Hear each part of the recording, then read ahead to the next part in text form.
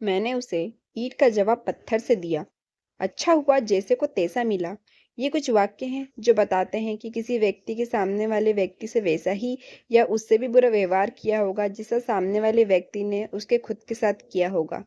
यानी कि बुरे शब्दों के बदले उसे भी ज्यादा बुरे शब्द कहना, हिंसा के बदले और भी ज्यादा हिंसा करना, बदला लेना। दोस्तों, गांधी जी ने एक बार कहा था कि आंख के बदले आंख ली जाएगी तो पूरा देश अंधा हो जाएगा। बदला लेने का सिलसिला कभी नहीं थमता और बदला लेने से या हिंसा करने से किसी का भी कोई फायदा नहीं होता। इन सब बातों को बताते हुए मुझे एक कहानी याद आ रही है। आइए पढ़ते हैं और इस बात को और भी गहराई से समझते हैं। जापान में किसी एक गांव में एक बहुत ही ज्ञानी और समझदार जैन मास्टर रहा करते थे। लोग बड़ी दूर दूर से उनके दर्शन और अपनी समस्याओं का हल पाने के लिए उनकी सलाह लेने आया करते थे। जब कोई व्यक्ति प्रख्यात हो जाता तो उसके चाहने वालों की तादाद बढ़ जाती है, लेकिन ये बात भी सच है कि उसके विरोधी भी पैदा होते हैं। एक दिन मास्टर अपने एक अनुयायी के साथ सुबह सुबह गांव की सैर करने के लिए निकलते हैं। अचानक जैन मास्टर का एक विरोधी उसके सामने आकर खड़ा हो जाता है। विरोधी न जाने किस बात से गुस्सा है, वह जैन मास्टर के सामने खड़ा होकर उनके मुंह पर ही उनको बहुत बुरा भला कहता है। जैन मास्टर अपने उस विरोधी की आंखों में देखते हैं, उसके कड़वे शब्द सुनते हैं, लेकिन उनके चेहरे के हाव भाव से ऐसा बिल्कुल भी नहीं दिखाई देता कि उन्हें उसकी बातों का बुरा लग रहा हो।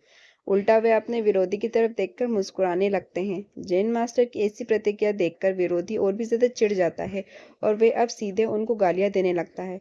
अपने गुरु के बारे में ऐसे अपशब्द सुन अनुयायी का खून खौल उठता है। अनुयायी उसे जवाब देने ही वाला होता है कि जैन मास्टर उसे रोक लेते हैं और चुप रहने के लिए कहते हैं और अपने विरोधी की तरफ देखकर फिर से मुस्कुराने लगते हैं। विरोधी ये देखकर हैरान और परेशान हो जाता है कि उसकी बातों का जैन मास्टर पर कुछ भी असर नहीं हो रहा है और अंत में वह निराश होकर वहां से चला जाता है। उसके जाने के बाद जैन मास्टर ने अनुयायी उससे पूछते हैं, गुरुजी आपने उस नीच आदमी को पलटकर जवाब क्यों नहीं दिया और मुझे भी क्यों रोक लिया? जैन मास्टर इस बार भी कुछ नहीं बोलते हैं। वे अपने अनुयायी की तरफ देखकर मुस्कुरा देते हैं और चलते रहते हैं। चलते चलते वे दोनों जैन मास्टर के आवास तक पहुंच जाते हैं। जैन मास्टर अपने अनुयायी को अपने कमरे के बाहर खड़े रहने के लिए बोलते हैं और अंदर जाकर थोड़ी देर बाद पुराने गंदे कपड़े लेकर अपने अनुयायी को दे देते हैं और कहते हैं, इसे पहन लो।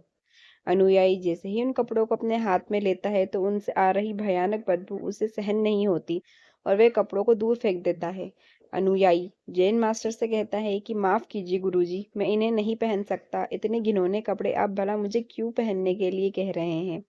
जैन मास्टर अपने अनुयायी को बताते हैं कि जो तुमने अभी किया है वही तो मैंने भी उस विरोधी के साथ किया है। उसने जो भी घिनौने शब्द मुझे दिए थे मैंने उन्हें ही नहीं लिए। अगर मैं उन्हें ले लेता तो उनका असर तुम्हें मेरे हाव भाव और मेरे चेहरे पर नजर आता, ठीक वैसे ही जैसे इन बदबूदार कपड़ों को पहनकर तुम्हें भी बदबू आने लगती। उसी तरह अगर मैं उसके अपशब्द ग्रहण कर लेता तो मेरे अंदर के से गुस्से आने लगता। अनुयायी को अपने गुरु की बात अच्छे से समझ में आ गई और उसको उस दिन का विश्वास हो गया कि उसने जो गुरु चुना है वह सबसे श्रेष्ठ है। दोस्तों, अगर आपको ये हमारी कहानी अच्छी लगी हो तो हमारे चैनल को सब्सक्राइब करें, लाइक करें, शेयर करें एंड थैंक्स फॉर वॉचिंग।